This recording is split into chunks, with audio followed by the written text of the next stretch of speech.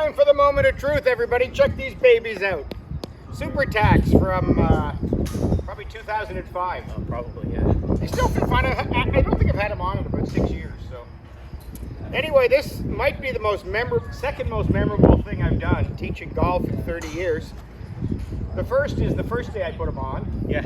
Scott McLeod and I back in 2007. We didn't know if I could hit a ball or not, but I said, you know, your legs are supposed to be quiet and balanced in golf. So I bet you, I use that analogy all the time, Jake, about, you know, the edge of your skate, not losing your edge, right? So I don't know why we thought of this, but we did the sports thing, and I decided to put the skates on and try to hit a ball. Oh, I think it's a great visual. I mean, like you said, when you turn into your back leg and when you turn your body in golf, you want that weight and that pressure to stay on the inside edge of your foot. And, you know, we equate it to a pitcher stepping on a pitcher's mound, a quarterback planting to throw the ball, or I think the most obvious one is staying on the inside edge of your skate or a ski. Or a ski. Yeah, I always say to people, what happens if you lose the edge in skating or skiing? You end up on your bum on the ice or the snow. Yeah.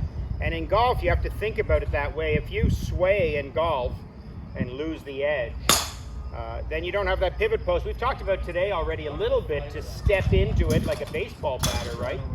But the other concept is quietness.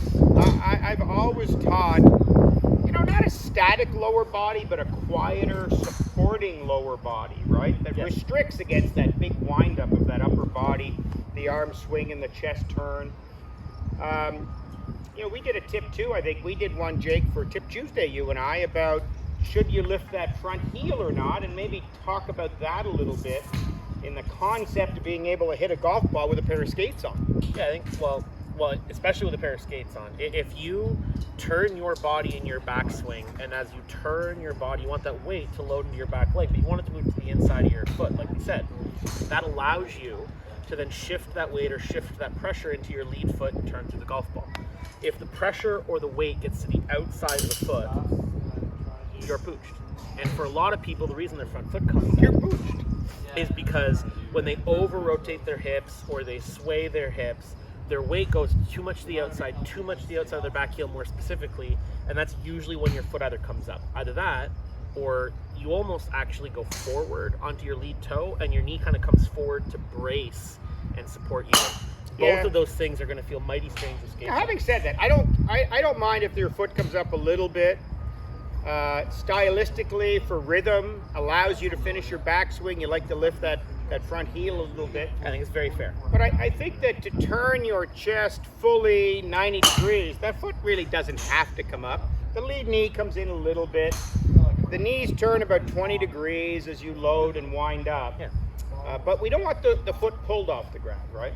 And obviously here, with nothing but a little tiny blade supporting me on both feet, I've got to have quieter leg action. For sure. It really isolates what we're talking about and shows you, everybody, how you need to keep everything centered and loaded and ready to go. Yeah, so let's show you. I'm going to step up carefully. My blades are kind of digging into the turf here, but I get set up, and if you watch me just kind of rotate back, you'll see this one cants in a little bit, but this one holds its ground, right? And obviously I need to be in nice posture to be in the middle of my blades to do this. So back we go, and then a little more complicated going forward. Hard to hit a full shot, but it's certainly doable.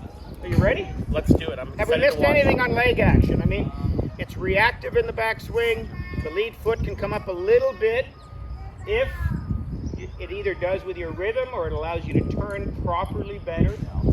But quiet, flexed legs are certainly a benefit to the majority of golfers. Absolutely. The really simple way to say that, everybody, is if you turn with balance and you keep everything well balanced and structured, it'll be easier to hit the golf ball with power and consistency. All right, speaking of balance, and it's just dawned on me, I haven't hit any shots today. So it's first swing of the day. And skates. And in a pair of skates. Yes. Yeah. This should be a doozy. I wish we had practice for, right? I wish we had our flight scope behind us to get the numbers on this one. But here we go. Little wider stance. See how I'm using the edge of that blade? Stay in the middle of my feet. Let's rotate back and hit it. Hey, it's airborne. You're pretty That's good at this, actually actually. not bad.